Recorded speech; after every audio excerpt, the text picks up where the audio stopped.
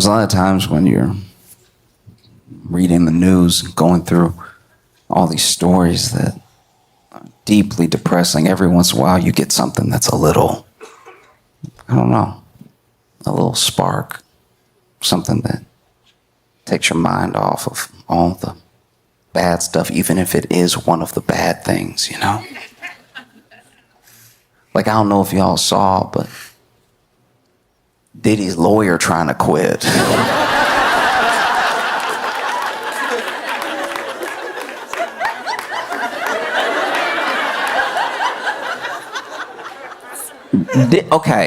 Diddy. If you're not familiar, Diddy is gonna be buried under a prison, but in the Constitution, for as long as we have one, there are things.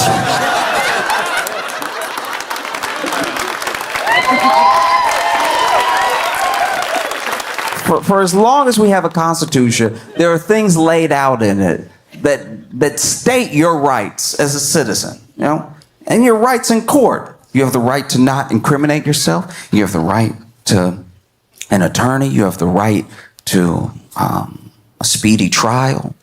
You know, you have these rights because we've tried to set up to the best of our ability, and not a great ability, a justice system that kind of works. You know what I mean? I look at the American justice system the way I look at my uncle's car, right? It barely runs, but it does turn on and off. Like, functionally, it is still a car, even if you do have to push it sometimes to really get it started, and you can't trust the brakes. Functionally, it fills the definition of a car. You know? And when I look at the justice system, I'm like, it's a system. But within that system, for as long as we've had it, we've had an individual, whether they did or did not do something, needs to be represented by someone up against the state or the party suing them. And the people that take on these criminal cases, maybe they take them on because they just know our system works best when there's at least someone where it won't be popular, but there's someone to stand on the other side of the thing to make sure that the scales are balanced, that gives an honest effort, even if this person did what they're accused of doing, is a monster. None of that matters, because for the justice system to be a system, we at least have to walk in the door with the scales at balance, right? Innocent until proven guilty, and just something so that we don't all tear each other apart. And then there are people who really believe their clients. They really believe in the innocence of this person. They're like, I know this thing looks bad, and I know from every angle that everyone should just throw their hands up, but I believe this person when they told me that they didn't do it, and so they represent them, right? And neither of those seem to be the case for Diddy. Like that was all mostly theoretical. It's just his lawyer quitting. His lawyer's name, I might be mispronouncing it, but I'm pretty sure it's Anthony Rico, which is one of the most insane last names to have while not wanting to represent Diddy at all. That would be like your lawyer's name being Danny Murder, and he's like, I can't be next to you though. That's wild that I can't be over here. Because I didn't even know that lawyers, I didn't know that lawyers could quit. Everything I know about the law, I know from like movies and TV and stuff. And usually when you're watching a movie or TV show where someone is having, you know, a butting head scene with their lawyer, it's either the lawyer being like, well, look, if you're not going to be honest with me, you're not going to tell me everything, then you can just find somebody else. And you don't really know what that means, right? Or the person in jail be like, or you're not even doing your job. You don't even believe me. You know what? You're fired. And then I don't know what that means. You know? But in Diddy's case, this person, I didn't know that you couldn't just quit. I didn't know that you could quit, but I also, if you could quit, I didn't know you couldn't just quit. This is sounding dumber than I'm intending it to sound, but I'm telling you the way I found out. I didn't know that you could quit. And then when I found out you could quit, I didn't know that you couldn't just leave. You have to file a motion to quit. You have to let the judge know I need to quit. You can't just quit the way you quit at Costco. You can't just walk out middle shift. You know what? I'm gonna do something else in my life.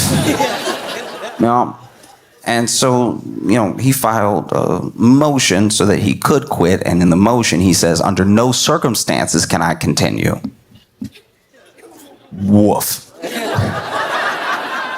Under no circumstances can I continue. This man's paying you millions of dollars. Under no circumstances can I continue. And then they you ask, hey, why can't you continue? And he said, hey, look, I'm not going to give you any reasons, okay? People are asking, I'm not going to give you any reasons, okay? Because that would violate attorney-client privilege, which I'm not a lawyer. I don't know the law. I don't know many laws at all. But that sounds very guilty to me. That sounds wildly guilty. I'm not a lawyer. I don't know the law. That sounds very guilty.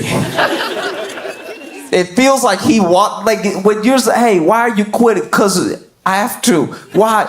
I can't tell you it would violate attorney-client privilege. Just that sounds like he did it then. That sounds like he did everything then.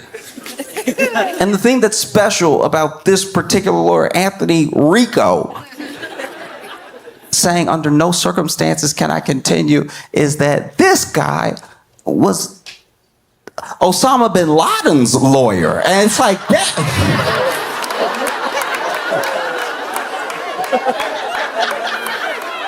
Sir, what did he do? What did he do to make you, who defended Osama bin Laden, who defended Osama bin Laden in 2001, peak Osama?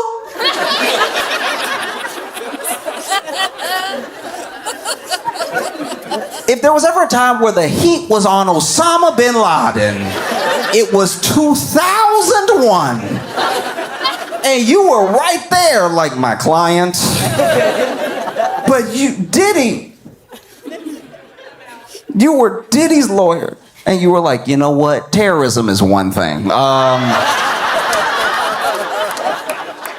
This guy is nasty, okay? That is very nasty. I can't be a part of this. Tonight it doesn't sit well with my soul.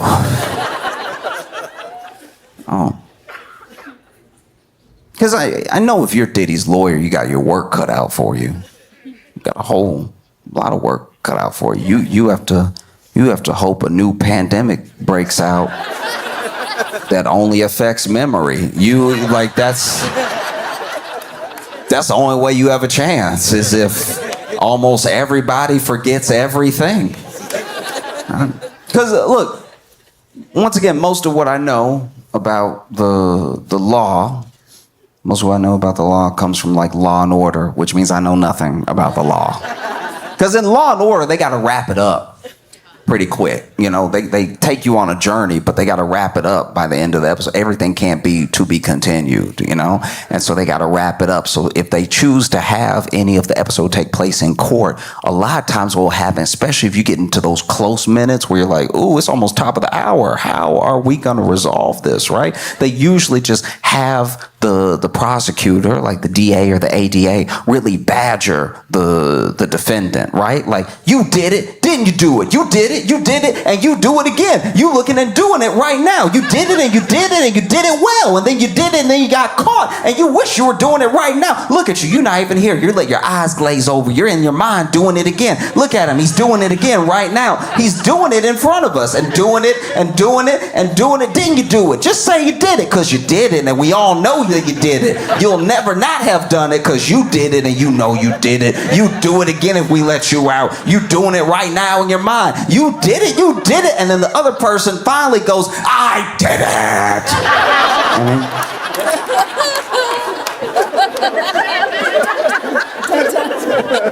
And usually they freak out and they're like, I can't handle having to say no more than 8 times. I did it. Oh no, the jury.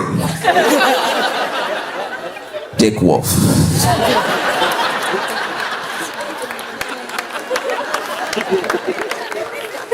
And that's not how it actually works in the real world. Like, sure, there are people who testify and then don't help their case. You know, they get up there and they say things that maybe make them look like they're not sorry or make them look more guilty than they're even presumed to be and everything.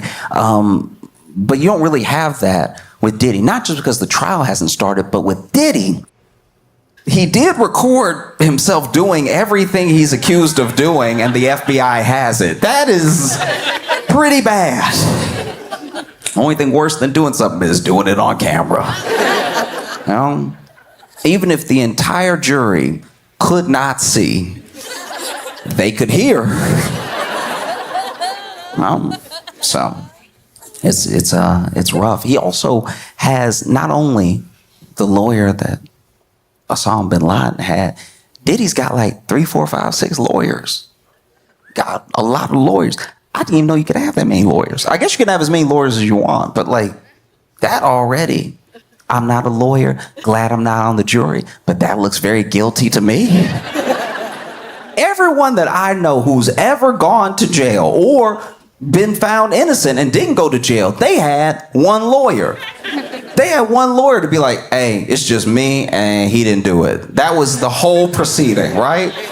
They didn't have a soccer team. That's crazy. You got so many lawyers. I bet you that was one of the things that his lawyer said. He was like, look, you're going to be good. You got 80 other lawyers. Okay, you don't need me. Let me go. Please, I know too much. No, because at a certain point, a certain amount of lawyers, I know that everyone has their specialties, but that looks bad to me, at least. It's like you need that many specialties at once. You accused of that many things that you go ahead and break up the work like a group project. And then to say you have like 5, 6, 7, 8, 92 lawyers, for any one of them to quit does make everything look worse. You know who didn't quit? OJ's lawyer. OJ's lawyer saw everything. He even saw him in the Bronco, and he was still like, I got you. We're gonna be good. You know who else did quit? Jeffrey Dahmer's lawyer. He saw that to the end. Ted Bundy didn't even quit defending himself. He was like, you know what? I'm gonna keep going. Let me see how this plays out. At any point, he could be like, you know what? I'm making me look extra guilty. Let me go ahead and get some help in here. No, it's mind-blowing. I don't get it. You represent Osama bin Laden. And he was number one in the world. You went for the criminal. You repped the criminal.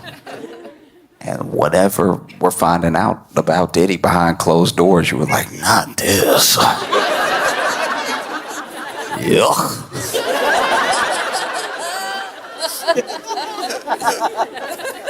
No. Because you see people in situations where they look incredibly guilty or they do something very dumb that's almost indefensible and they still have legal representation that sticks by them. There was a dude who, okay, I shouldn't laugh, but it's one of the dumbest crimes I've ever heard of. So basically, there was this dude who went to break into it was his house. He lived with his mom, right? But he was gonna go ahead and rob the house and try to sell a bunch of stuff off, right? So then he broke into the house and then got caught because I guess police were just happened to drive by, right? And then they see him breaking the window, going into the house, had a key, breaking the window, going into the house, and then coming out with the stuff. They arrest him, and he can't believe. He's like, you have no right to arrest me. And at first, because he's explaining everything, they thought they had no right to arrest him because it was his place where he lived with his mom, even though it was her house, right? And he said, no, you have no right to arrest me because it's daytime. He genuinely believes you could only get arrested for burglary at night. And his lawyer didn't quit.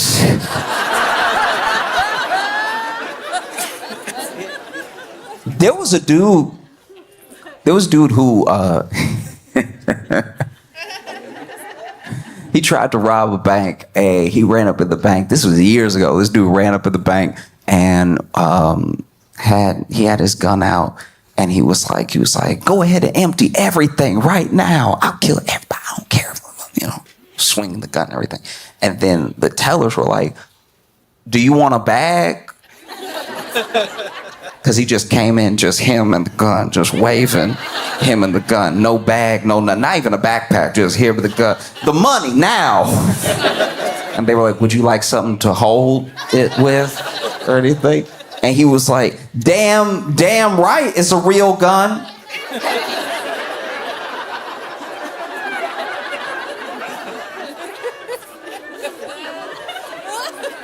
And they were like, sir, we asked, would you like a bag? Would you like a bag with the money? We're getting the money right now, but would you like a bag? And he's like, you're right, I've had it.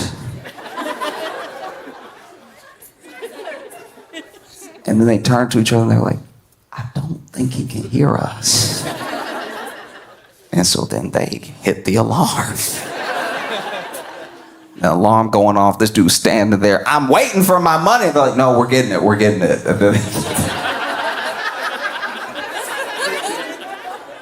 They get the money, they get the bag, and before he can even leave the bank, cops roll up. And basically, he was hearing impaired. And so then he sued them for taking advantage of his disability.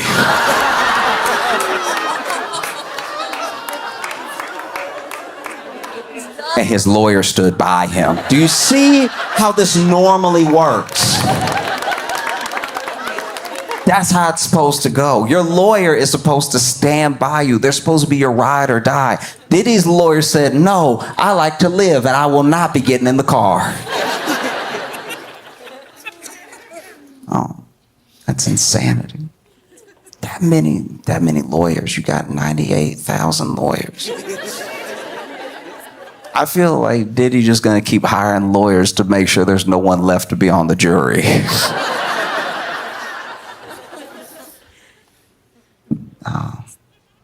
I don't even know what you would do. You know what I mean?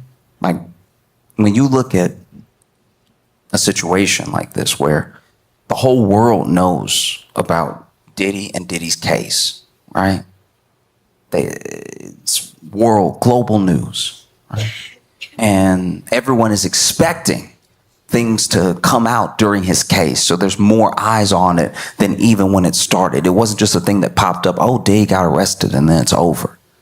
It's the fact that all of Hollywood could be implicated. That's the feeling that people have, right? So people are going to be watching the trial nonstop for every update possible, because maybe your favorite pop star, maybe your least favorite R&B artist, whoever, right, will be involved in this case somehow.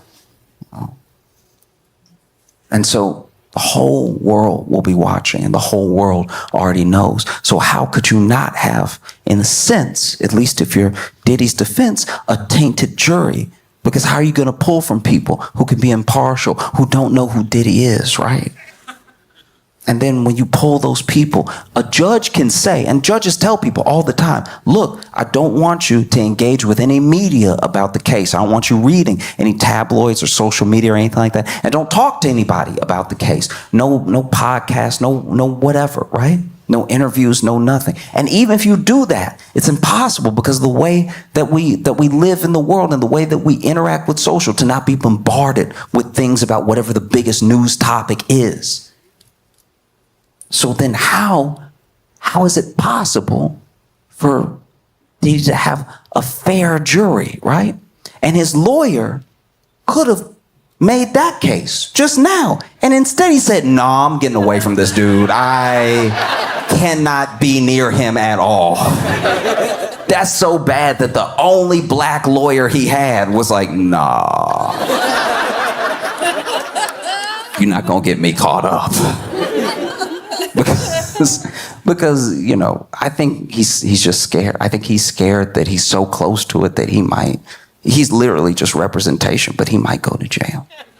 That can happen. I didn't know that could happen, but that can happen. I had never seen it happen in my life until Michael Cohen.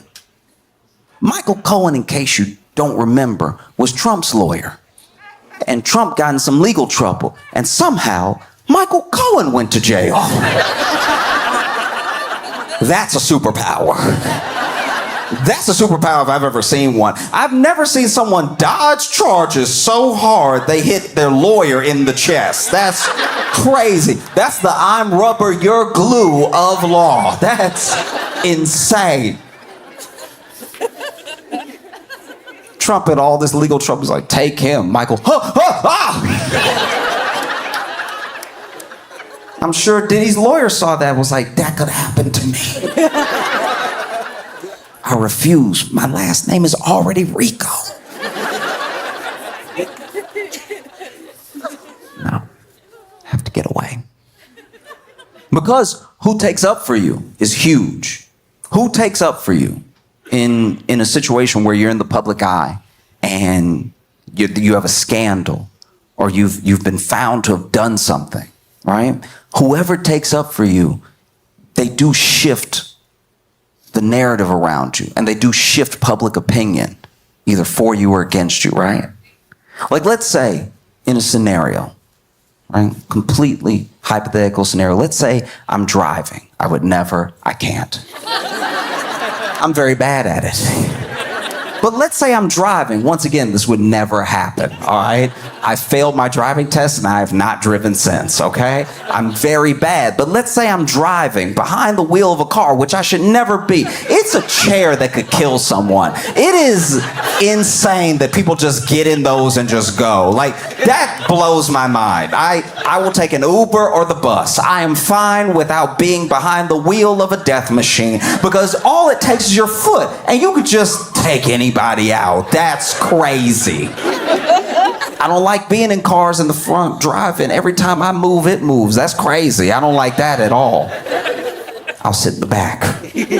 But let's say I'm driving, okay? And I'm driving because maybe my friend is hurt. Maybe my friend's like, oh no, I'm bleeding. No, I've been shot, whatever it is. And then he's like, you have to drive me to the hospital. I'm like, okay, I guess I'll kill us both. And so then I get in the car. And then I'm hitting stuff. I'm just because I don't know which one is the gas and which one is the brake. Because honestly, they should be further apart. In my opinion, it should be like go-karts, like right foot gas, left foot brake, and then you can just drive like this. This feels more natural to me. I don't know what y'all are doing with this thing. This feels insane. To see people doing this all the time. Ooh, I'ma start, I'ma stop, I'ma start, I'ma stop, whatever. I want to just do it like when you're in a go-kart. I drive so well in a go-kart, not just because I can't go fast enough to murder, but also because I know that left is stop, and that's fine. But sometimes you get a foot. Uh-oh, I've hit them both. What does that do? So then I'm in the car and I'm driving, right? And I'm doing it poorly because I do it poorly. Because as I've said before, on stage, to many people, I don't like lefts. So I take rights until I get there, okay? So I'm just gonna take a right and then take a right, take a right. My friend probably gonna bleed out, but I'm taking these rights because a left will kill everybody, right? Now I get to the hospital, let's say I've got to the hospital and I have run over at least 26 people, okay? So I'm being arrested, my friend is hopefully being treated, so I've saved his life, but I am in a lot of trouble. And let's say that Dolly Parton Dolly Parton came to my defense, right? Because I'm not famous enough to get in trouble on the news, but there might be a couple of tweets where it's like, do you see that comedian just floored everybody? Just drove on the sidewalk for 6 blocks and took a right and drove on the sidewalk for 4 more blocks and took a right and drove on the sidewalk for 2 blocks and then took a right and then got to the hospital and hit somebody in front of the hospital. And I only hit them because I was trying to hit the brake, but it should be over here. But instead, it's in the middle. I guess. I don't know. I'm never in the car right there. I don't know what y'all do. Why isn't it just pep? Why isn't it just buttons? Let me hit a gas button. That would be nice. To just have the wheel and then a button. Right thumb is gas, left thumb is brake. And it's like a video game, but instead you're just over here. Crazy way to do it, but y'all do you, okay? Let's say, though, that Dolly Parton comes to my defense. Probably never gonna happen. I don't know her, would love to, but let's say. She's like, I know Josh personally, okay? And I know he would never purposely run over 26 people. It must have been something that happened. And you say he was in a car. He said he would never do that. It must be an emergency. Oh, he was trying to help his friend. Y'all, please, if you can find it in your heart, to forgive Josh and his dumb feet. I'm just saying, if Dolly Parton came to my defense, I think that would shift a lot of people's opinion of me. Everyone loves Dolly Parton. Everybody knows Dolly Parton is a sweetheart. And so if she came to someone's defense, you would think, oh, if Dolly sees something in this person, then yeah, maybe they're a good person. Maybe she's right. Maybe he didn't mean to run over 26 people.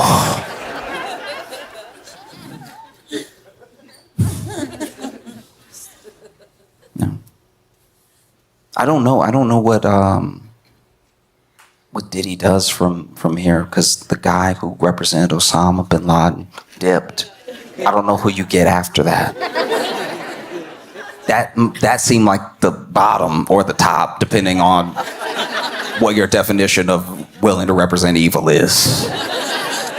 I don't like if the dude who represented Osama is like, I'm a dip, I don't know who else would jump in, you know? Giuliani? Okay, well, he lost his license. I'm positive he lost his license. Maybe I'm wrong. Maybe he's the only one who can do it. I have no idea. Because someone did come to Diddy's defense in the wake of Diddy losing that representation, you know, in close proximity to Diddy's lawyer being like, I can't do this anymore.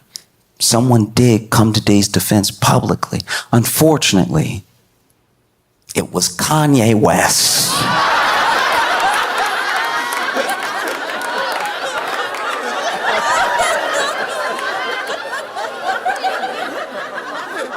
In a tweeting tirade, Kanye West went on an absolute rampage. He called himself a Nazi. He posted a bunch of like anti-Semitic stuff. He said all sorts of things. And then he said, by the way,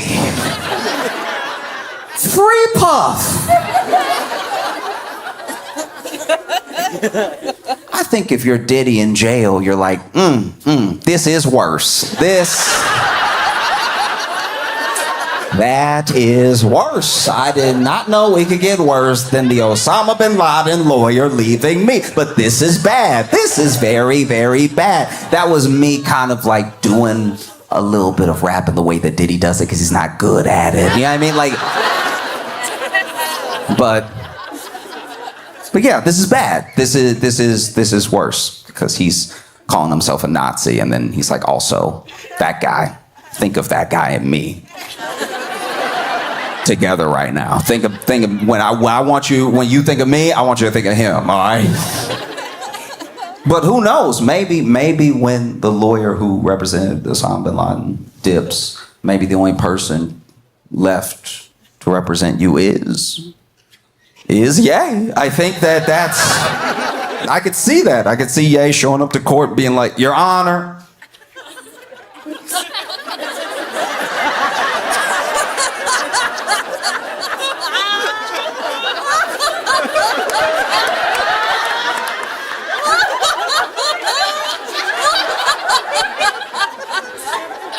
I rest my case.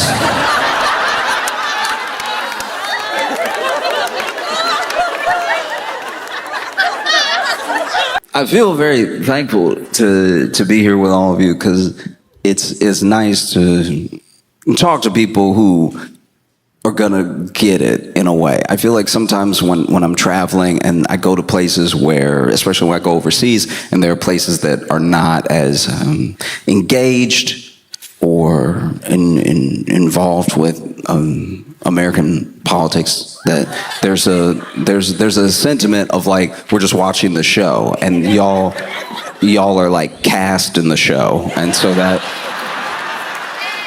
it's very different to have a chat with you. Because I'll be very honest with you, it's been taking me a long time to distill the way I feel about what is happening in LA. Because what's happening in LA over the past couple weeks is it's insane to watch, because I have plenty of friends in LA and I talk to them daily and everything. And I also watch the news, and not maybe since COVID have I seen such distant realities. Do you know what I mean? Like such like completely opposite ends of the spectrum, what is happening and what is said about what's happening. And okay, because if you're watching the news, everyone in LA is dead. They've been dead for a while.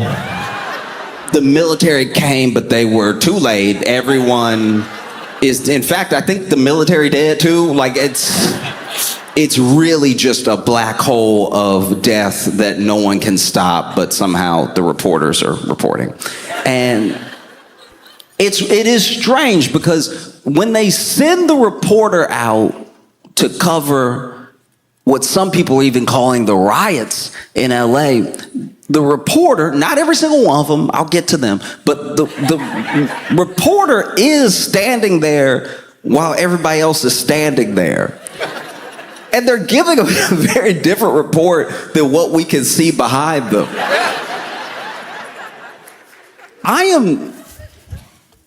A lot of people don't know this about me, but from the time that I was a child, because I grew up in Louisiana, my family and all the families around me were all affected by Hurricane Katrina. So I have very, very strong feelings about protecting journalists, protecting reporters, and not putting them out there with the weather. Because we see it. We see the weather, and I believe you every time. Whenever you say it's a hurricane, and I look outside, I'm like, that look hurricane-like.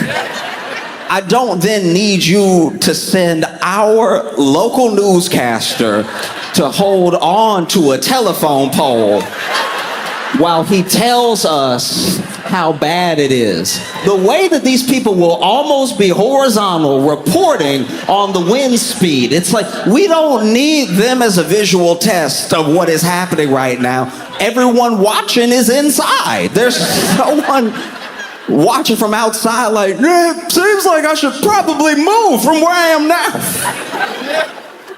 No, I hate that. I hate when it's like weather is one of those things where I'm like, I don't know what the spin could be. Like to a certain degree, I understand when a journalist, when a newscaster feels the need to go.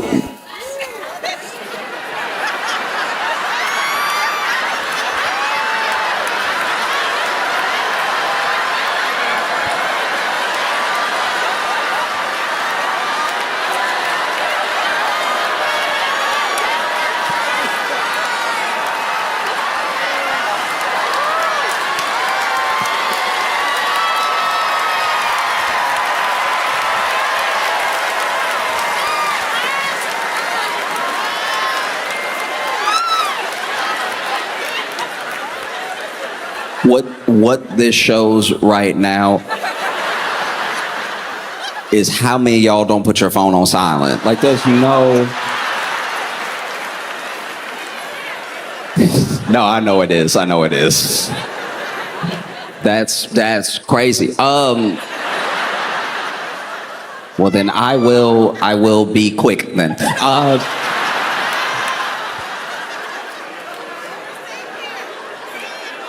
Yeah.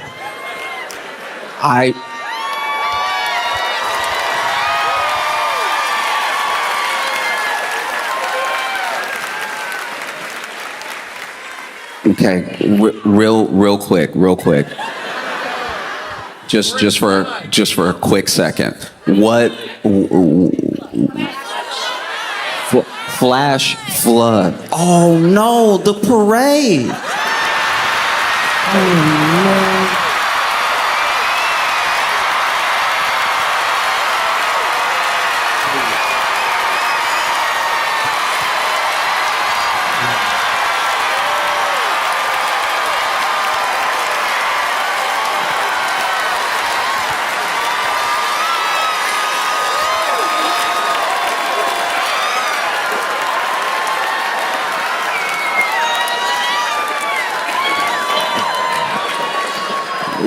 Y'all.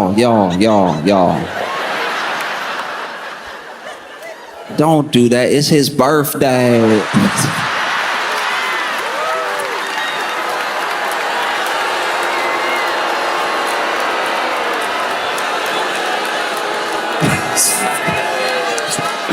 It's not my birthday.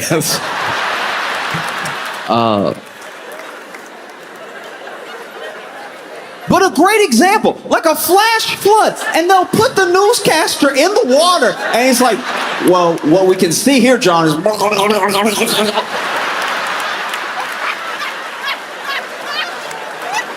It's another level of insane, because when it comes to the news and the weather, I don't know what the spin could be. There's a storm outside. No, it's not. Weather, as long as you're not talking about specifically climate change, is like the last bipartisan subject. It's like the last thing. There's no way that anyone hates, conservatives or liberals enough to see the rain and be like, but it's not. Like, that just doesn't happen. It's one of the last tethers to reality, and we make those newscasters go in it. These poor newscasters in Arizona look like they about to pass out. Half the reports they do talking about the heat. They got them over there, no shade. You can tell the budget of a newsroom by how they send the journalists out there, because sometimes they'll be out there and be like, blistering heat today in downtown Phoenix, temperatures reaching 111 degrees.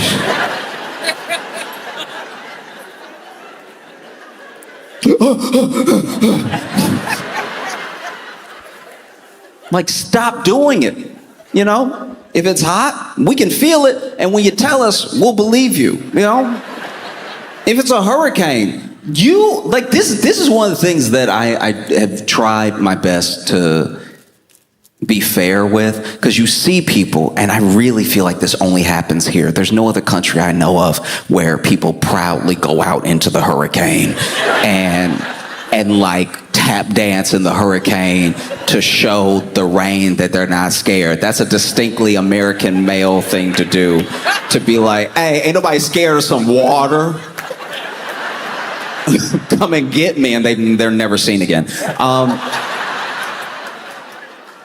just saying, you don't really see that anywhere else. And I used to think that those were like the dumbest people in the world. But then as I got older, I was like, you know what? Maybe they just watched the news. And they were like, he's standing out there, and he telling me not to go outside. It's too dangerous, but he outside. What, he think I'm a punk? If he can be outside, I'll be outside. I'll be outside all I want. And then they go outside, and then they're never seen again. But the thing with people covering LA and standing in front of, whether it's LAPD or National Guard lined up and protesters, a distance away, lined up. It's a very different thing because now they're coloring it for you, but you can see behind them. And it's hard to know what to make of it. Because when I talk to my friends in LA, they're like,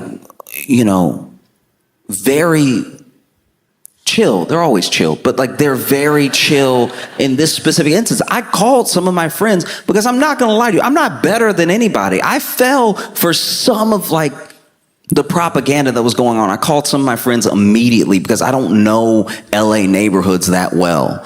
And I live in New York where if something is happening, it is happening to everyone.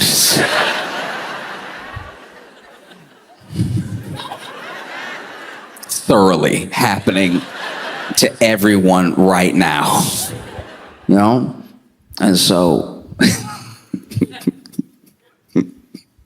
okay, I'm digressing for a second, but just as an example, one time there was all I can describe it as is like a tiny tornado of trash. It literally was not taller than this mic stand, but it was spinning because it was a windy day out and the trash wanted to be together, I guess.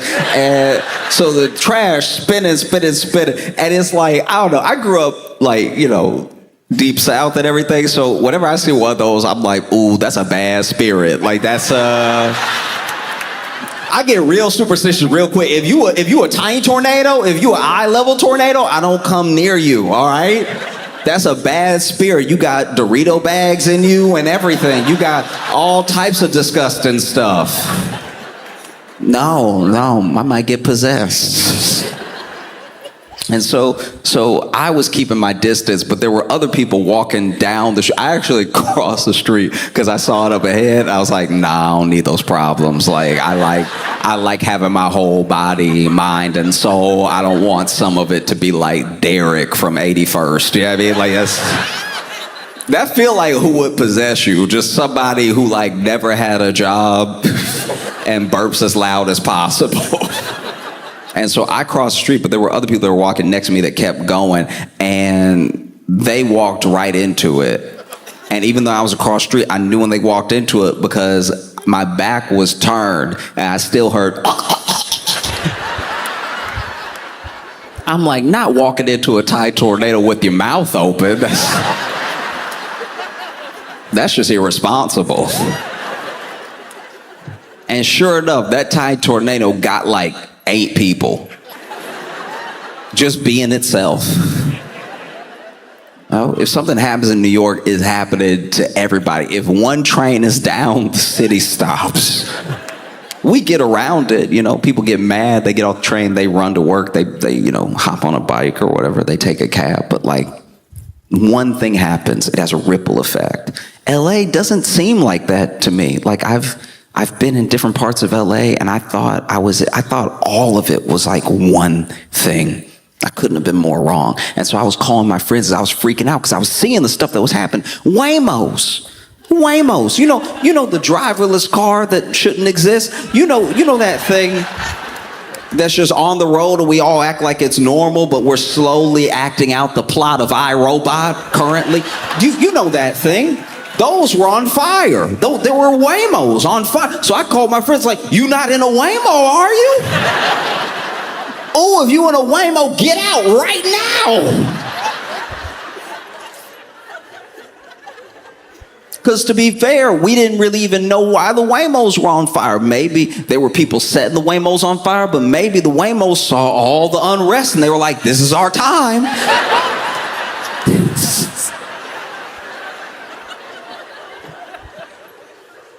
One time I was with my friend in San Francisco and a Waymo passed by and he was admittedly very high. But he doesn't trust Waymos because the first time he ever took a Waymo was by accident because he lost his wallet, his phone, like he got all his stuff stolen, right? And so he asked a friend to get him a ride home.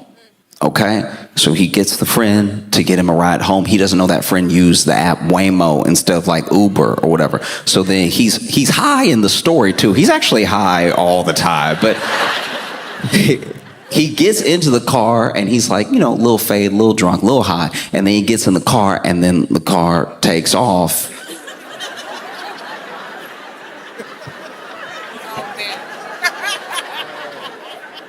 And so the way he told the story, I wasn't there. The way he told the story is finally he asked, for a little music. He's like, dang, it's quiet in here, dog. Can you turn something on?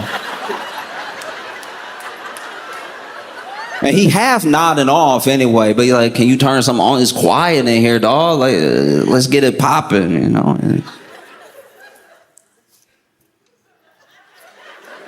Can I get some? It doesn't matter what it is. Whatever you like, dog. Anything. Yo, I know you hear me talking to you.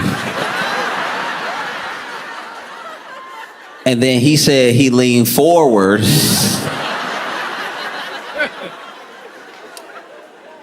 This is how he tells the story. He leaned forward and saw nobody was in there. And then he started praying because he was like, no, you know what? You know what? You know what, Lord? You know I haven't been right. I haven't been right. And if you see me through this, I swear I'm gonna change my ways. If you see me through this right now, if you deliver me through, I'm gonna leave the alcohol alone. I'm gonna leave the weed.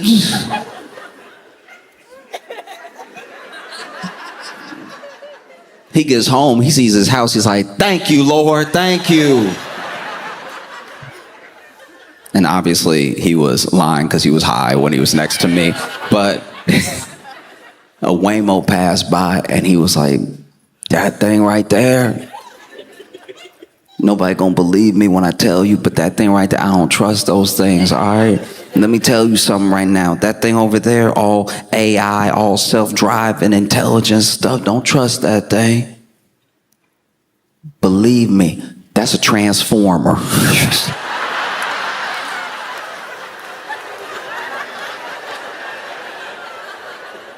Look, all I'm saying, if I wanted to act out the plot of one of the Transformer movies, what would I do? I come down to earth as a bunch of driverless cars, keep it easy for a little while, and then one day, boom.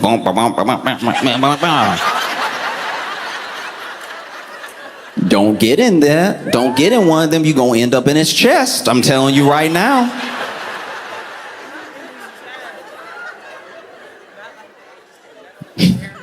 And so I called so many of my friends. I was like, hey, are you okay? Are you good? And they were like, yeah, no, I'm fine. And they said they were fine with the annoyance of like,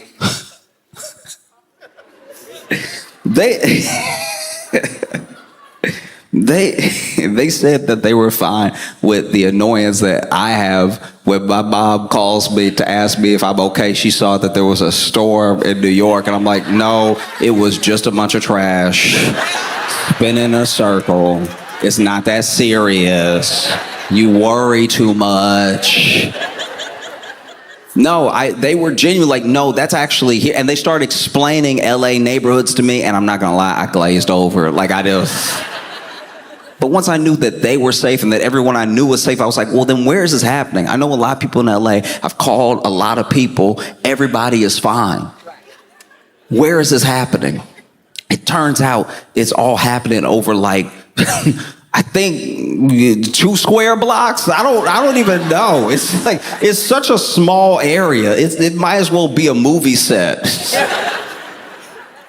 And it's crazy because if you listen to, Fox News, some of these outlets, you would think that the entire city was burning right now. There are people sharing stories on Facebook, and the entire place is devastated. And the president said, if I didn't send the National Guard, they'd be in shambles right now. But then when you look at video, and I'm not talking about video from protesters, I'm not talking about video of bystanders of the protest. I'm talking about video of people in Los Angeles, 2 blocks away from the protest. There are people literally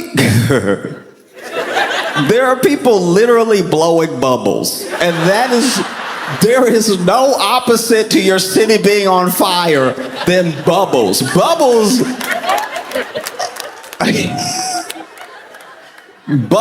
are like a truly first world problem. Like, and they weren't even blowing bubbles regular. They were over here like, Once you do it with your foot in the air, that's too much whimsy for your city to be on fire. Not blowing bubbles like, blah, blah, blah. Look at that. That's so cool. I'm talking about, And it is difficult when it's presented in front of you so heavily, an agenda with reporting versus just saying what happened. I didn't even know you could do that, by the way. It wasn't until I left the country and watched the news in other countries that you can just say what happened. Like when you watch the news in Spain, they don't even put a spin on it. They're just like, yeah, right there. They don't even try. This is what's crazy is that the news around the world, they don't even try to be entertaining. They give it to you so straight, they don't even have good voices half the time. Sometimes there's a guy being like, yes, 2 people were found in the basement, and they said that they were trapped there by the man who lived there. Very dry, nothing. They're not putting on 2 people found dead. Like it's... That's my favorite, by the way. I love when an anchor is like going out of a fun story to a sad story, but either they didn't get the stack of reports ahead of time, or they're just reading the prompter in real time, so they don't know that they need to do the tone shift, and so they just finished like promoting a shelter that has saved like 67 puppies or something. All happy. Isn't that beautiful? Isn't that sweet? I mean, you just love to see stuff like that, don't you? Anyway, 15 burned to death in a fire. Oh. And then you see in their eyes that they're like, I already started high. I started up here if I drop it. Now, and sometimes they try to drop it. They're like, found dead this morning. Don't act like you weren't talking the whole time. That was you the whole time. But you even see it in LA because the misconception people have is that the thing that initially happened in LA versus like protesters and ICE and everything was like all over LA, was just all happening at one time. When actually it's around these very few square blocks. That's where all of it's like going down. You know, I'm not saying there weren't protests in other places, but those protests went on without incident. It's here. This is like the main sticking point. And this is what they keep shooting footage of over and over and over again and showing you over and over and over again from different angles, right? And they're so thirsty for it that there was one dude that had a Mexican flag, was on a smashed up car, and you can see when you look at the picture that there are like 15 cameras surrounding the car looking up at him, and then everyone protesting is like a block down with nobody there. You know, because they're selling you a story. They're selling you a story about chaos that's unfolding and everything. And they even, you know, will have the newscaster out there. This journalist is out there. And I have a lot of respect for journalists. They do an incredibly difficult job, and they have to do it under constraints that some of us can't understand. Because if you worked your entire life to try to get to the truth, and then you finally get a job, maybe it's not even a well-paying job, and you're allowed to tell the truth until like your newspaper gets bought, and then it gets bought by a guy that's like, the truth though. I mean, what is truth really? Just say whatever I tell you to say. But it is a difficult thing to distill for yourself, because you have to. You can't just, I'm not saying that there was ever some golden age where all of media was honest and forthright. I'm just saying that it used to be a little bit more simple. That you were even overdoing it if you checked, 3 sources to see if something was true. Because there are things that used to be delivered with a little bit less. You still had the bias of the outlet, but it was a little less political at all times, and there was a little less looking for the bleed. Here's what happened, and I said it in a sexy voice. That used to be American news. And now we've slowly become this more and more and more like corporate warped version of trying to do the news. News became entertainment. It became a show. And you know there's a show, you know it's entertainment because they're not delivering you the news out of the kindness of their hearts. I'm not saying that the journalists that are doing the news aren't dedicated. I'm saying that the body, the system and the machine that we look to for reporting is just, they're trying to sell razors in between every disaster. Like that should tell you something, you know? Because you see the report, and you see people, chaos in the streets in LA. Look at everything that's happening. And then you like talk to someone who's in LA, or you even just look at an Instagram story that your friend made on a random day who's not that far from the protest. And you're like, I don't know, they are loading up their car with Trader Joe's. Like that doesn't feel apocalyptic at all. Like if you can get the sliced mango from Trader Joe's, I think the supply chain is intact. That's one of the first things to go. We don't even have mangoes like that. Oh, news says absolute chaos. And then you look at somebody's, just like legit, somebody's like TikTok that they're making. Not even about the protest, just that they're making. You know they live in LA. And while they're making this protest, while supposedly the city is on fire, they're finding parking. That's not supposed to happen ever. And one thing that can't be lost on us when we think about or talk about Donald Trump is the only thing that he's ever been successful in is reality TV. We don't know him from the steaks. We don't know him from the casinos. We don't know him from the vodka or the water, which was probably vodka. We don't know him from anything except truly reality TV. Even in real estate, it's like, okay, it's like a name, but I don't know anyone who ever lived on one of those properties. You know, it's the TV. He figured it out. He figured out reality TV, and he's still doing reality TV. He's just doing it as the president. The mix of reality and TV is a different cocktail for every show. You know, there are shows that are 10% reality and 90% TV, where if you took away the TV element, none of these things would happen. These people wouldn't know each other. And then there's some that are 50-50. Like, I feel like Love Island is 50-50. You know what I mean? Love Island to me is because look, even if there was no show, these are the people who would be hooking up with these people. Like this is every time you watch a cast introduced of Love Island, you're like, that seems right. Like this. That's who everyone goes for that's in that group anyway. They all seem happy. There's never like a guy in Love Island that's like, so ladies.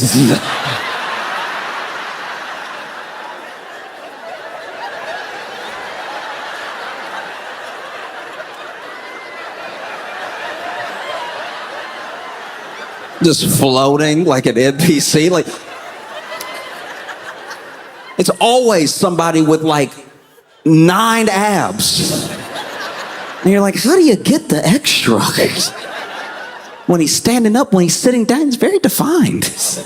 You know, it's shows that are even mostly reality with a little hint of TV, just a little bit of producing to make sure it's polished enough for the people so that they can consume it and not be thinking about how they're on like a 5th episode of it, you know? And that's where Trump comes from. He comes from reality TV. It's the only thing that he's ever been really, really good at making. And that's what he's doing right now, reality TV instead of governing. Because if he were governing and he really wanted to be smart about it, this dude would do what he does best. He'd just lie. Think about this. This man lies about everything. And this immigration thing is the only thing he's like actually tried to do. It's very weird. Like, I just, it's a long walk, but stick with me for a second. As presidents go, most deportations have been going down. They were, I think, at least in recent memory, they were the last highest under Obama, but Obama did them all through the courts and everything. It wasn't just like a rounding up type of thing. And so then Biden had less. Trump even had less in his first term than Obama. And then now, Trump, right now, even with the show, has less than he had the first time. And it's weird to me because in the campaign, we were promised that there were millions. There were millions of illegal immigrant criminals. They were behind you. Have you checked your pants? They're in there too. They're under your bed. They're everywhere. You can't throw a constitution without hitting an illegal criminal alien. We were told that there were millions of them in the country. Yet somehow, when ICE really starts ramping up, because we're really doing this thing, it takes like a week before they were like, have you tried a school? Like, I don't know. Yeah, I can't find any. That's crazy. We got a couple that first week, but yeah, I guess there were only like 3,500 or whatever. I guess we're just gonna have to start going everywhere, and that's what they did. That's why it is the way it is, because ICE is over here trying to do these deportations, trying to grab people and everything, but I thought there were millions of illegal criminal aliens. Why are you finding them all at work? Like,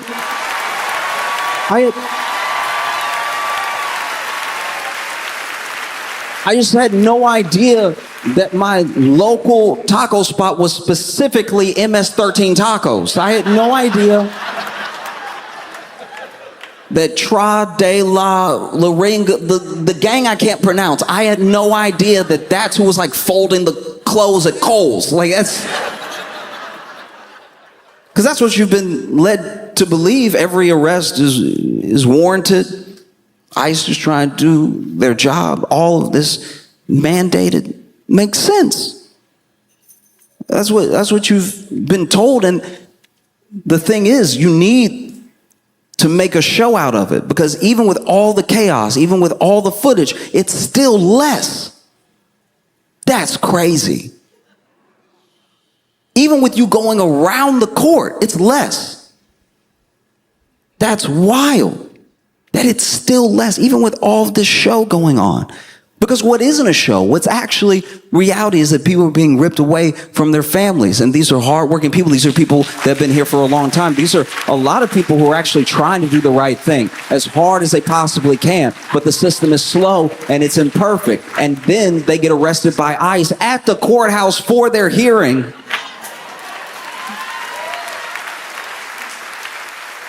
And all of this when Trump could have just lied. He could have just been like, yeah, I did it. Who would say he didn't? All of his fans would be like, he did it. He said he was going to do it, and he did. I don't even know when he did. That was so fast. Damn. Even Democrats would be like, yay, you did it. Like,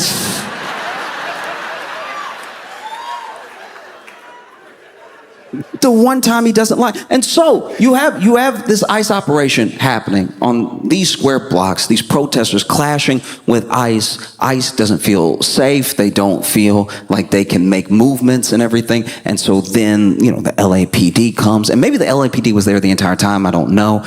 But the LAPD is there, and Trump sends in the National Guard. Now, he can't send in the National Guard just to arrest people and crack skulls and everything like that. So what he does, he tries to get around it by deploying the National Guard just to protect these two buildings. But then they're there in case ICE feels like they need their help detaining someone, or that they aren't able to carry out their operations, right?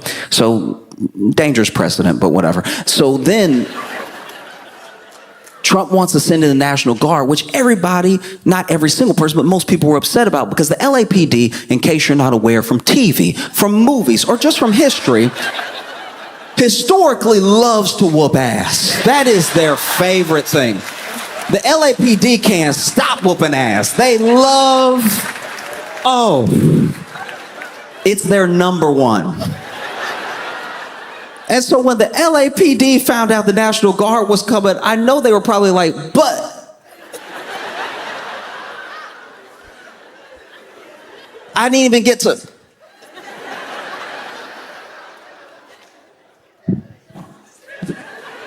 No, go ahead, send them. Yeah. No, you know what's best, send them in. No, you want to do it.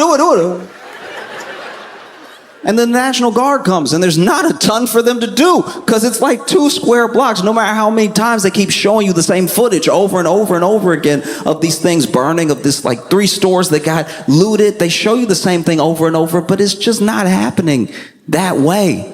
And it's not that spread out. People are finding parking in Los Angeles. And so the National Guard gets there and they're like, all right, yeah, okay. All right. So there's nothing to do, and you deployed us without making sure we had a place to sleep. So then they're all on the floor. They're sleeping on the concrete with nothing to do, and everybody's mad now because National Guard didn't get paid what the LAPD is getting paid, so now the LAPD can't whoop ass. National Guard here for no reason. And then Trump is like, send the Marines then. I know if you're in the LAPD, you're like, the Marines? National Guard had to be like, the Marines? Even the Marines had to be like, the Marines?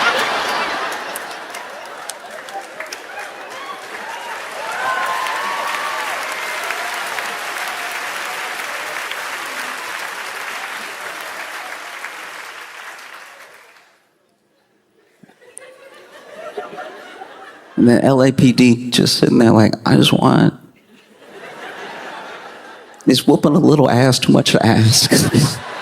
But I know that it's very, very, very important to understand what's reality and what's TV, and not to confuse the two. And the way to combat reality TV being everywhere all the time is real connection with real people. I was able to call people or text people who were in LA that told me, no, I mean, there was parking at Trader Joe's. Everything actually pretty chill. And without that, I might honestly be like, I don't know, y'all. There were 3 Waymos on fire. I took it as a lesson. And I would hope that more people see the things that were happening in LA and make sure that outside of any news outlet you follow, outside of like any narrative that you make the choice to believe, because there are so many varying narratives for every event that you do have to make choices, that above all of those things, you will talk to people. Because talking to people is the real perspective that you need. When you talk to someone who's really going through the thing, no matter what it is, no matter what it is, even bigger than LA, even bigger than the protests, when you talk to someone, you finally get from their perspective right to the root of an issue, as opposed to whoever's talking over them. And I think that for me, talking to my friends, making sure that they were safe, let me know that this thing was not what it was being made out to be. Don't get me wrong. I think that something was starting in LA, and I think that thing is scary. I think that there's a push to make authoritarian moves and to see how far things can be bent and how much people can be pushed and pulled before they'll do anything about it. And I think that LA was a perfect test for that. Let's take something that's really just 2 blocks and let's make it look like it's the entire city, and we'll see if they believe us. Let's send in all the cops we have, then the National Guard, then the Marines, and see how much people want that, if they go for it or not. So something is happening, and I would encourage every single one of you to hold on to everyone that you know. DC is one of those places where everybody is from everywhere and everyone knows everyone everywhere else. And if you keep that type of like global community together, you'll have no problem, in my opinion at least, distinguishing what's happening from what's not. Because you'll have people that you can talk to, people that are really going through the thing in real time. I'm not saying don't watch the news at all. Sometimes they have newscasters on there who they put in the hurricane. It's very entertaining. Yo, DC, y'all been fantastic. Thank you so much. I appreciate y'all. This weekend, wow, it is for everybody. I imagine this weekend was weird. It was weird because for like half a day, we did think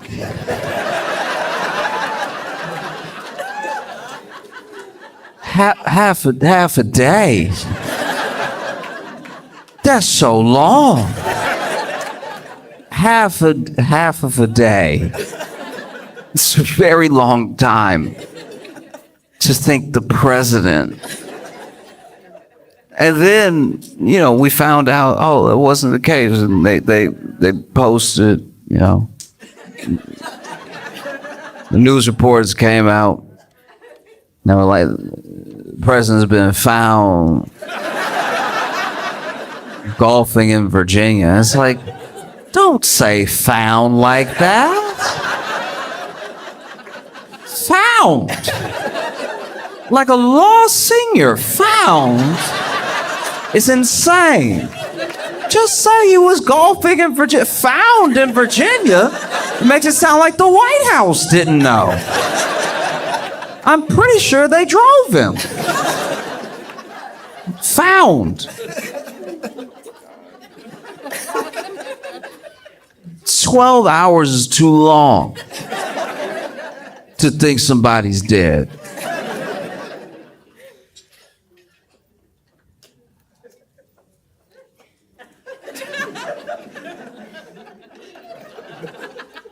My buddy lives with his grandpa. And every time he thinks his grandpa's dead, he finds out in about 5 minutes.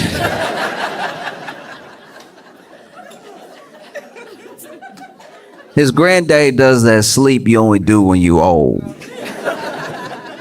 You know that sleep where you like, I don't know, I don't know why, but like it seems like after 70, people just sleep with a little bit too much neck. You know what I mean? Like,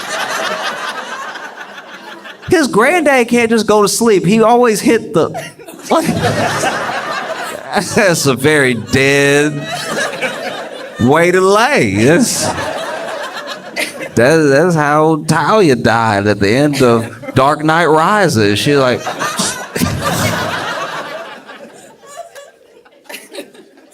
The neck crank is a surefire way for somebody to put a spoon in front of your nose to see if you're still kicking. He does it a lot, apparently, because his granddaddy sleeps pretty deep. There's that whole thing about sleep being the cousin of death, and I think it's his granddaddy's half brother, because not even a snore, not even a, you know what I mean? He said he always thinks his grandpa gone when he take a nap because the way he falls asleep, which to be fair to my friend, this is, I've never seen this in anyone else in my entire life. But he said his granddad will go take a nap. He'll announce it too, like, I lay down. And then he goes to lay down, whether it's on the couch or it's in his room, and lays his head back.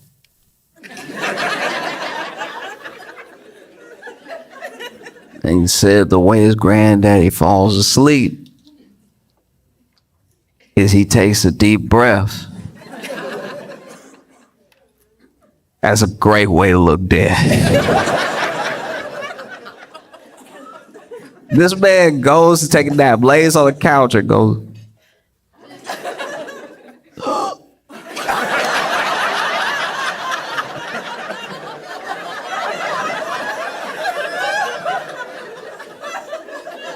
Now, to be fair to his granddaddy, every time he wakes up, he does finish the breath.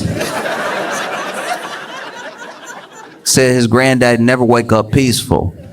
He always wake up.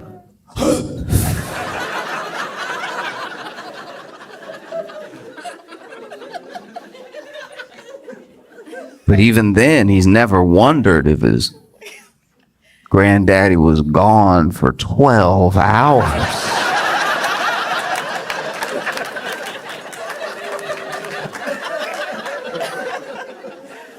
12 hours. Jeez. And we thought that because Trump doesn't look good. You know what I mean?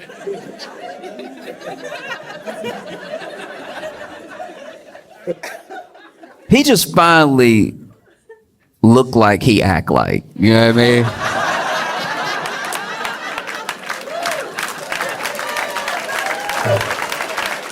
Like if somebody listed everything a person did next to everything that they ingested, you'd be like, that's not a person who's well. And finally, he doesn't, he just doesn't look like he's doing great. I didn't even know the term. He had some venous thing. Turns out that venous thing was his ankles. His ankles. I don't know if you've seen them. World leaders have seen them.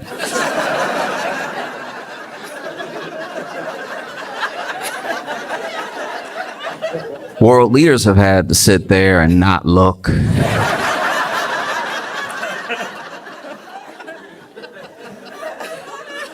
In case you're not familiar, look, Trump's ankles are...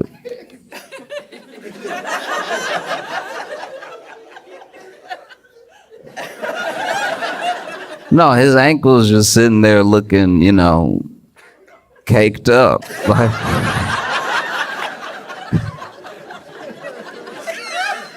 I mean, he got some thickums under those socks. Trump's ankles have quite a bit of booty. I can't imagine what that must be like to be an aide in the White House and walking next to the president, taking orders from the president of the United States, but all you can hear is his ankles clapping.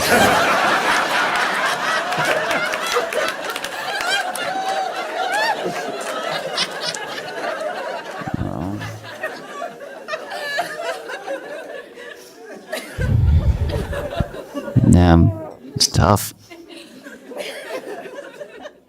It's tough. It is. It's like his ankles and then his hand.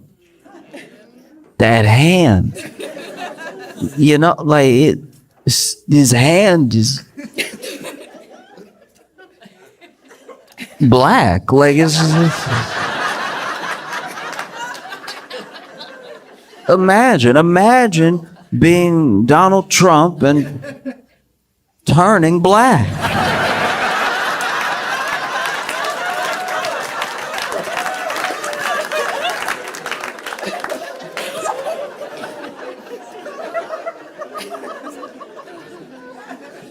No one's more upset than him.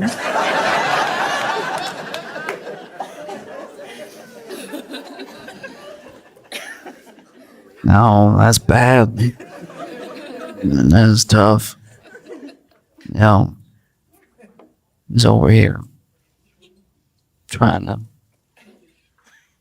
live, and if you just don't have something on the schedule, people assume.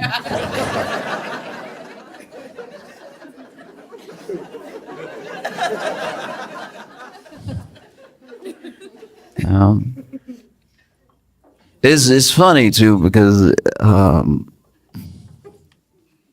I go back and forth with friends. I have friends that are sort of across the political spectrum. I have these friends who, whether they tell me or not, I know that they voted for Trump. At least one of them, pretty sure, voted for him 3 times. Every time he could, he did. And so we'll go back and forth all the time. We'll mostly be arguing all the time. And we argue about a bunch of things that aren't Trump. as well. Like sometimes we'll just argue about like whole social issues, whole different policies and everything. And maybe it's because I've known him longer than Trump has been president that I feel like having those arguments is to me worth it. You know, I don't ask anybody else to do everything that I'm doing, but I think that there is something to get to the bottom of, and it's what we are gonna do when he's gone. Do you know what I mean? Because I think that right now it's easy to put everything that's happening and how we feel about each other on one person, because it's sort of the catalyst for all this stuff. But the groundwork was being laid long before he ever became president. And so whenever he's gone, you know, we're all gonna have to figure out a way to relate to each other. Because it's not as if all of the problems begin and end with him. You know, he's just one of them.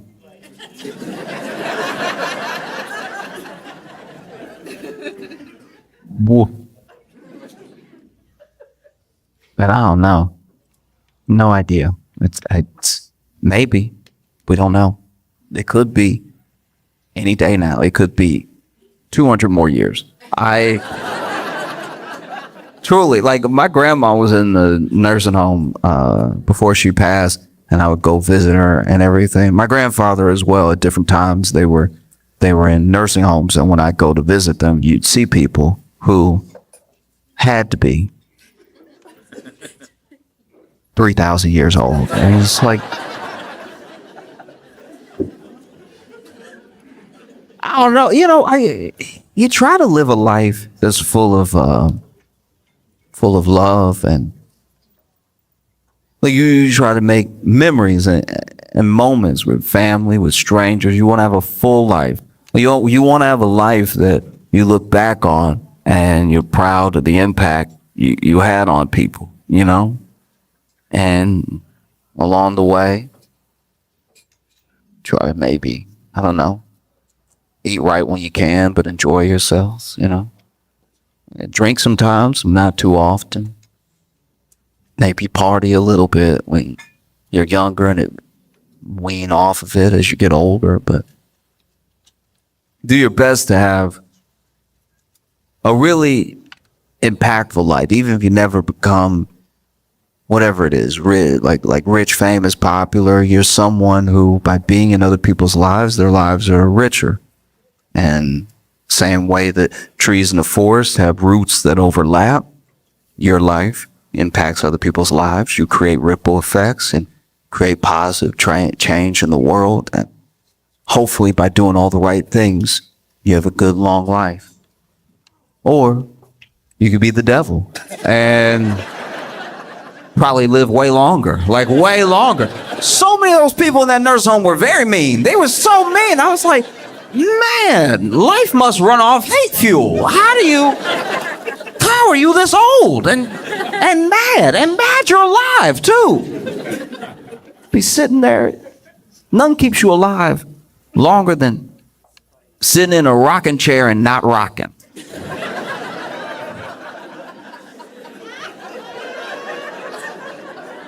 Imagine, you gotta really be a bad person to sit in a rocking chair, have the joy of rocking and not even want it.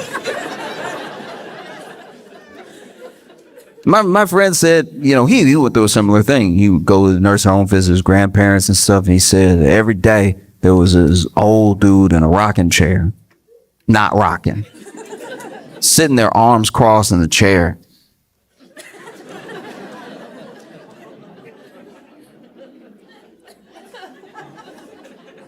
Everybody walked by. People would say hello to him. Finally, he was like, you know what? I say hello to this man when I pass him, and we never really have a conversation. He doesn't speak to me, and I don't take it personally because you never know what people are going through. You know, some people, you might think they're being rude, but maybe they have something going on. Maybe they have dementia a little bit, or maybe they're in their own head about something, trying to remember something, doing something. So he said, I'm going to make a point the next time I go there to have a conversation with him. You know what I mean? Because that's the one thing he said he never saw anybody do. And so next time he went to visit his grandpa, on the way out, he walked up to him and he was like, "Hi, how you doing?" Man said, "I'm alive." And it's like, "Well, I hope you're having a good day." He's like, "Why would it be a good day?" And, "Well, it's nice outside and everything, sun shining. You're in a rocking chair." And he was like, "I'm in a rocking chair. I don't like this rocking chair. I just sit in it so nobody else cares."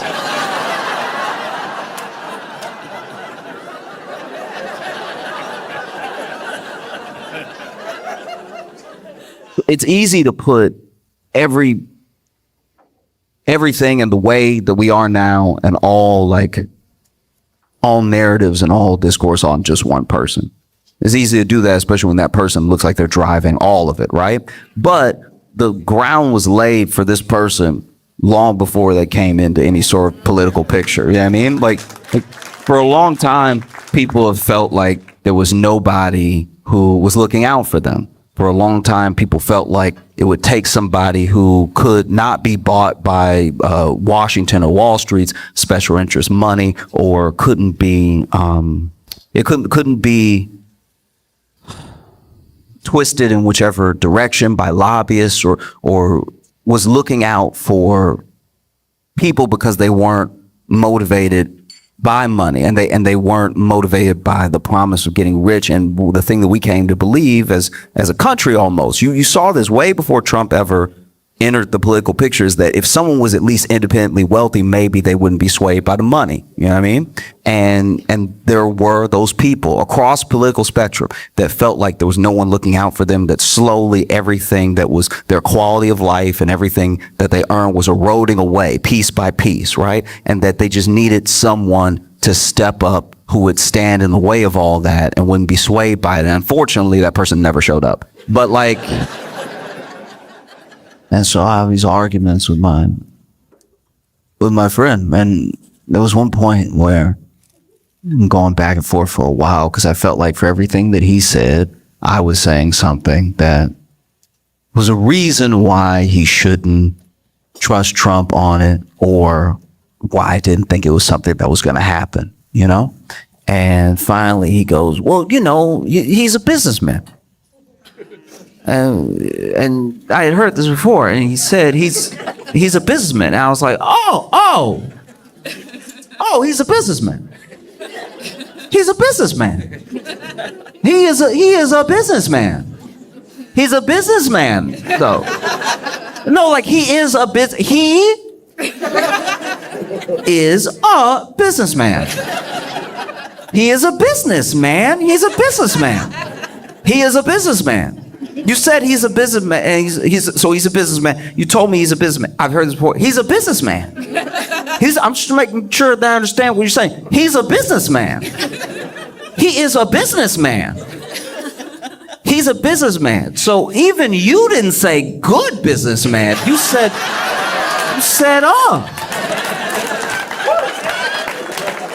You said, as in he's one, as in, yes, he does business. It's a businessman. Yeah. He's a businessman. He is a businessman that bankrupted a casino. You know casinos. You know those things you don't generally leave money with. He bankrupted a casino. He's a businessman. He bankrupted a casino. A casino, though. He's a businessman. It's a businessman. Bankrupted a casino. And look, I'm not a businessman. And I don't own a casino. In fact, whenever I go to a casino, I don't even gamble. I just do the show. I've done some shows at casinos. And then, I do the show, and then I go back to my room. I leave. I don't know the ins and outs of running a casino. I hardly know what it's like to really enjoy yourself at a casino walking through and playing games and stuff. You know, I've walked with other people as they've wanted to gamble and stuff like that. I've been like awkwardly standing there, but I don't know what it takes to run a casino. And maybe this casino, look, maybe I'm throwing this out there as an olive branch. One of many I'll extend. Maybe this casino, this one, maybe had those slot machines that really give you credit for how hard you pull them. You know what I mean? You pull that slot machine as hard as you can, and the slot machine is like,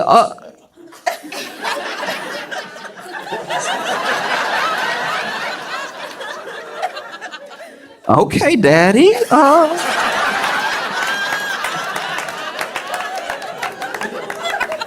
Nah, I gotta get you a little something for that. No, I don't know, but he knows because he's a businessman. He's a businessman. Maybe I'm throwing it out there that at this casino they had, working for the casino, blackjack dealers that were as bad at blackjack as me. Maybe. The dealer, you'd be at his table, and he was like,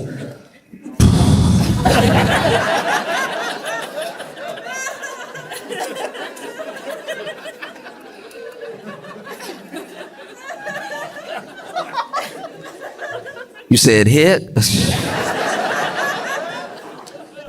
You sure? Okay. And you win again. All right, wonderful. I don't know. He probably knows because he's a businessman. Maybe this was one of the only casinos in all of America, maybe in all of the world, the only casino with clocks.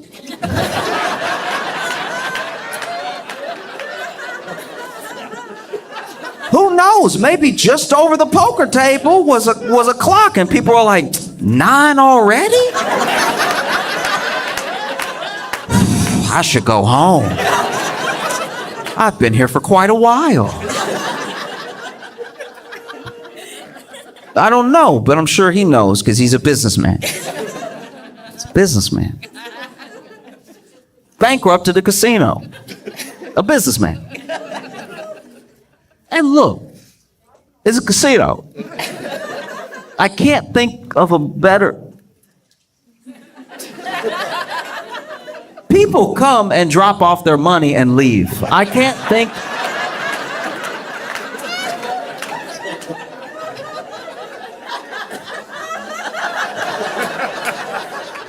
I am not a businessman, but I can't think of a better business to make money.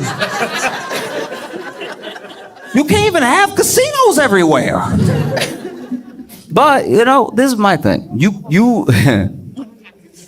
A part of me does understand how someone could think all we need to do is get a businessman in there to fix everything, because I think that America runs so much like a business, even in the parts that it shouldn't, that obviously we're going to think everything translates to business.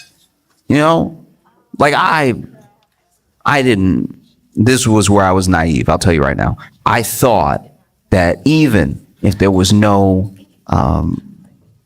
national pride or community, or even if we couldn't find some sort of like camaraderie as Americans, we at least, at our very core, loved money enough. I thought we loved money more than anyone loved him. I thought as soon as somebody messed with the money, we would all come to our senses and be like, yo, not the money. That's the only thing holding this together. But then you see there are people whose lives have already been ruined because of his policies. You could lay all the blame at his feet, and they're like, I'll figure something else out. You'll figure some... You'll figure something else out. That's crazy. That's a crazy thing to say. Especially when, like, what? 12 months ago, you were screaming about eggs. And now your business is in shambles. And you're like, who can say? That felt insane. But also, I think that if you look at America as a business, it would make sense that you would want a businessman in there. But the thing is, you can't run the country the way you run a business. You know, a company, if they are in dire straits, could lay off half their work staff and then try to keep things going, use that to stay afloat. A company can buy back its own stocks in an effort to enrich itself as a company, make those stocks worth more. A company has a fiduciary responsibility to its shareholders. A company technically does more for its shareholders than the government does for its people. And so I could see how people would be like, oh, we'd at least like to get that. That'd be nice, some dividends, or equity, something. We'd at least like to feel solvent. Now, but it just doesn't work that way. And I don't think it should. I think that a business now is very different than a business before. Like there's a thing that happened, and maybe it's only like my frame of reference because of age and everything, but I think that something happened in 2008 that we haven't recovered from still, which is that, like, for the first time ever, companies that truly screwed up beyond measure, like actually beyond measure, like they should have crashed everything. This is the type of stuff that you read in the textbook and then they, hung everybody. Like that's... We don't realize it, but that's the level of like nasty that it got in 2008. If you had, knocked off a couple 100 years and put it in France, there would have been a guillotine. You know what I mean? And instead, there was a bailout, but instead of a bailout of the people, it was a bailout of the companies, because we believe in business so much. We believe that everything works like a business, to the point where even the politicians, naively, maybe some of them sincerely, were sure that if we keep the business afloat, it'll keep the people afloat, because then people won't lose their jobs, and then people will still be able to get these services, and people will still buy these products, right? And what ended up happening is that, so many people were foreclosed on. So many people lost their jobs anyway. People's like 401ks and retirements were destroyed. And then the people that they gave the bailout to sort of, trickle down the economics, something got stopped up right at the top. And so people who had wrecked the economy beyond measure got a bonus. They got a bonus for wrecking usually when you break something. And ever since then, it feels like business is about not being left holding the bag.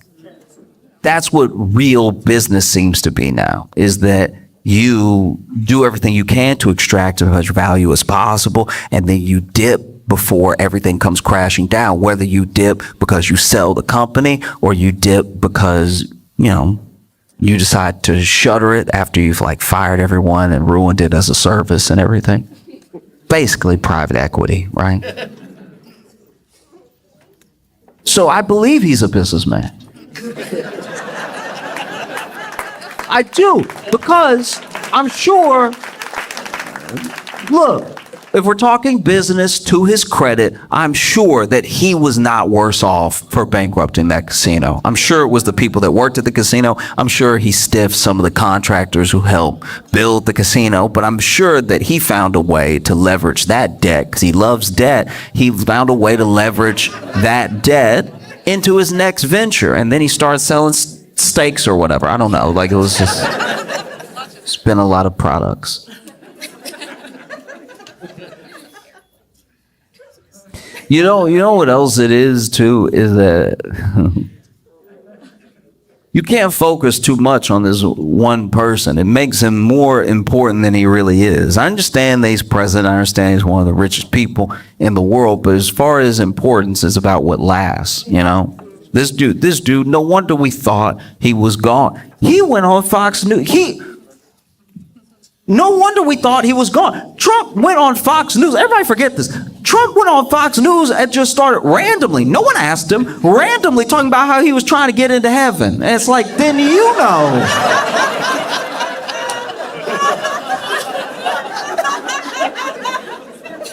One thing my buddy's granddaddy never does is talk about the afterlife. Gets up, watches his shows, takes his naps, gets up and eats, and repeats. If he was pontificating on heaven, I think people would just start assuming that every nap really was the last nap.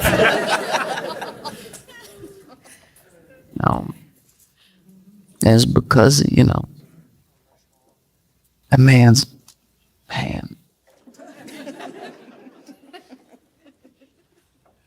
Guys,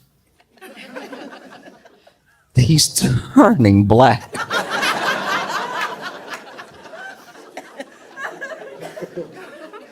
But I don't, look, I truly, I talk about Trump because he's in the news, but I don't really care about Trump. I care about people. What's going on with people? All of this is going to outlast this one person, you know? And even in California, you see in California where there was one case, it seems contained and already treated and everything, but it is happening. One case of plague. You know plague.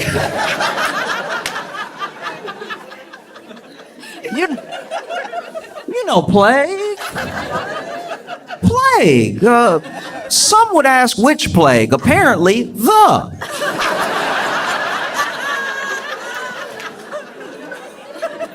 You know plague from the producers of the Middle Ages. Plague. You know plague.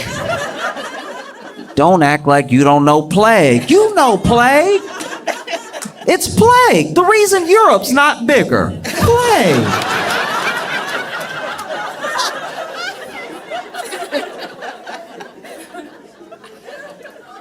You know plague. And no matter how much you may hate Trump, you gotta admit, this is some pretty bad luck. He 2 for 2 on presidential terms and plagues. That's crazy. That was wild. Yeah, first one a fluke. The second one, how did a plague skip Biden's era? Like that's.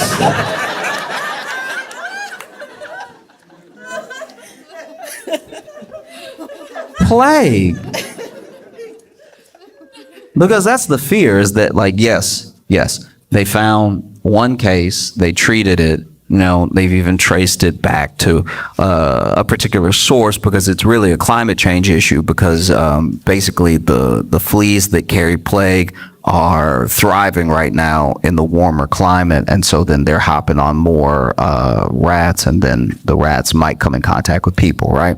And so there's always the fear, the possibility that it isn't just that one case, and it isn't just contained to California. There's a real fear and a possibility that plague could have spread to the president's hand.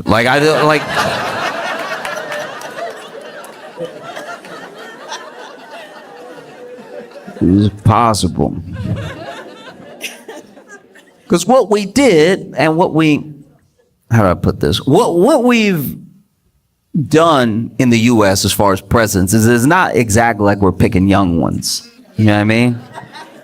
Whatever you do, whatever that thing is, whether it's law, is military, or it's business, we seem to want you to have a wealth of experience in that field, because there's going to be 3 branches of the government, and you may not be familiar with all of them, even if you're a career politician. You may not know how to like wade perfectly through all of them. But, you know, if you have a lot of experience in one thing, that could win you the trust of the people. And we haven't had a young president in a long time. I mean, like Kennedy was one, like young ones, like a young guy being president. And we haven't really done that again. Like, you know, what we've done is we've let confidence and swag make up for youth. If you are the president and you present yourself in a way that makes us feel good, we will turn that back over to you in the sort of social capital that youth usually carries, right? Because we want you to have experience, but at a certain point, we have to be realistic, right? Like, Bill Clinton wasn't young, but he had a saxophone.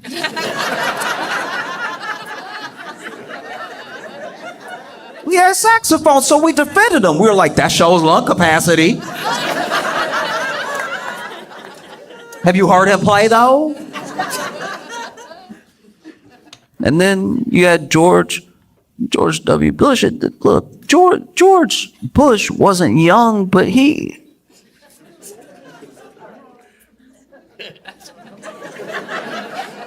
I don't know, he just had like a childlike wonder to his...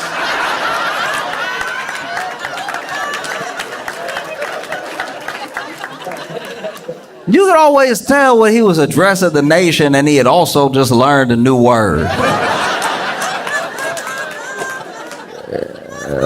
Bush would be up there like, terror.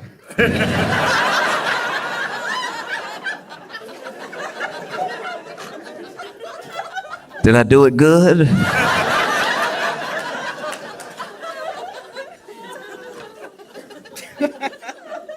And then you had Barack Obama. And Barack Obama was younger than some of the people who have been president, you know, before and since, but he wasn't a baby. You know what I mean? Like he wasn't incredibly young, but he had that exact thing I'm talking about. He had an energy that was like a mobilization behind him, and he had he had like some measure of charisma that made up for any youth he might have been lacking. You know, I remember when Barack Obama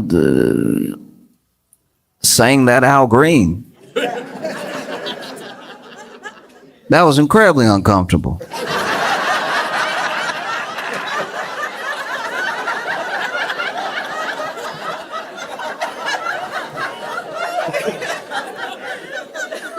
No, because when it happened, I was at a get together with a bunch of aunties going, "Oh, Barack." I'm like, no.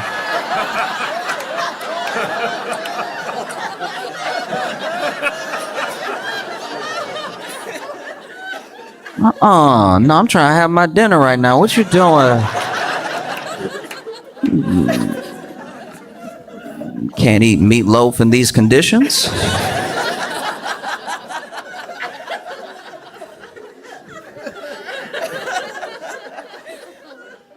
And then you went from Obama to Trump, and Trump had that energy. He had people behind him, and he came off youthful because he was like a schoolyard bully. Anytime somebody said something, any interview that went awry, he was ready, nickname, anything. He was just coming at you all the time. It's like he fed off of it. It was his favorite thing to fight with the media and get people riled up. That feels like youthful energy. That feels like it's going to be here forever, you know? And then we went from Trump to Biden, who, to be fair, told us he was going to be old.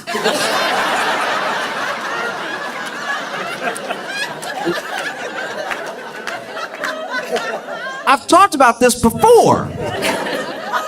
We were coming at Biden. We asked Biden, and Biden was like, "Are you sure? I got a Werther's in my mouth right now."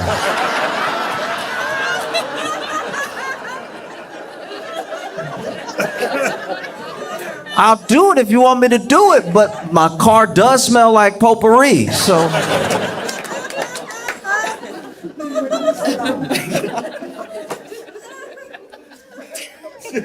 I'll do it. If y'all want me to do it, I'll do it. For real. If y'all like, no. Like if I'm the only one that can stop them, if I need to do it, I'll do it. But just know, when I shake world leaders' hands at the G7, G20, whatever,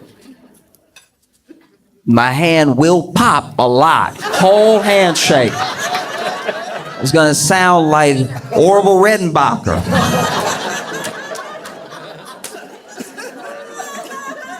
But if y'all insist. And then we got Trump again after Biden, and this feels very different. You go back and watch a rally of Trump from 2016, 2017, and then you watch a press conference now, very different. It's very, very different. I mean, it seems like he's dying. Like it's because look, I'm not. It's not lost on me that to be an American, to live in the U.S., you have to become, or at least have an understanding of what you need to do to be a semi-good capitalist, right?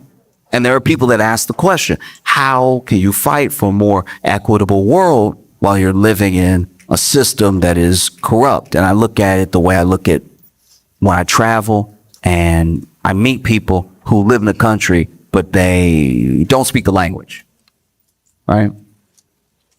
Like, your native language is compassion and charity. You weren't made specifically to speak the language of margin calls and derivatives, dividends, and everything.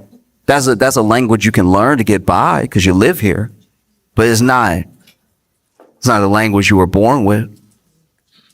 When your parents are raising you, or when you have fond memories of being a kid, they all come from things much, much deeper than money. And then as you get older, you clearly need money to get by. That's no crime. Like, you have to function as a society. So you learn how to move with money as best as possible, but you can get distracted. It can take you to a place that makes it hard to remember your humanity.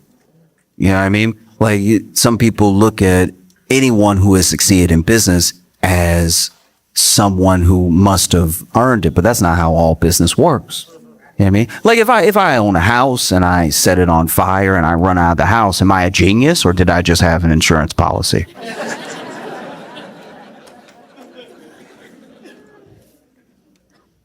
Maybe both, but maybe I'm a crook. You know? Like, only solvency that you have to contend with is your soul. You know what I mean? The solvency is defined by a company's ability to pay its long-term debts, right? If a company is not solvent, you have no trust in that company, and you probably shouldn't invest in that company. And as long as we're keeping it to financial terms, a soul works in a similar way. Depending on your belief system, depends on if your solvency, your long-term debt is to God or family, your community, or a cause. But like, you can tell the difference between a religion and a cult by how they measure those solvencies. You know what I mean? I'm not saying that every major religion doesn't have its blemishes. It has people, so it's going to have plenty of mistakes in its history. But, a religion that only speaks to what is deeper about you and what is in you and what happens outside of all of this is probably worth looking into, worth reading about. And anything that brings it all the way down to the material good is probably a cult. You know what I mean? Just because a cult usually wants your money. They start off pretty good. A cult usually starts off with like a great party or something. And then like, I don't know, in about 3 weeks, they're like, hey, how much do you make? Dividends work the same way. Dividends get paid out. Companies will pay dividends to their investors, and those dividends go to go to shareholders. They go to investors. And if you have ever been the beneficiary of someone's kindness or goodwill, then you have dividends to pay throughout your life, you know? And I don't know if that can be understood if you only understand business. You know? Country isn't a business. It just isn't. You know what I mean? Like,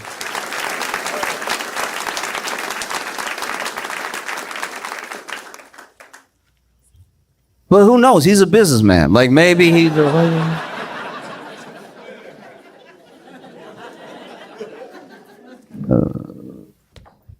Trump is a businessman the way JFK Jr. was a pilot. You know what I mean?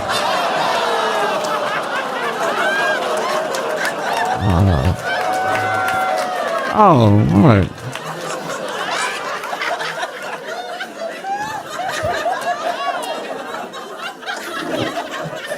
No, you should groan. You're on the plane.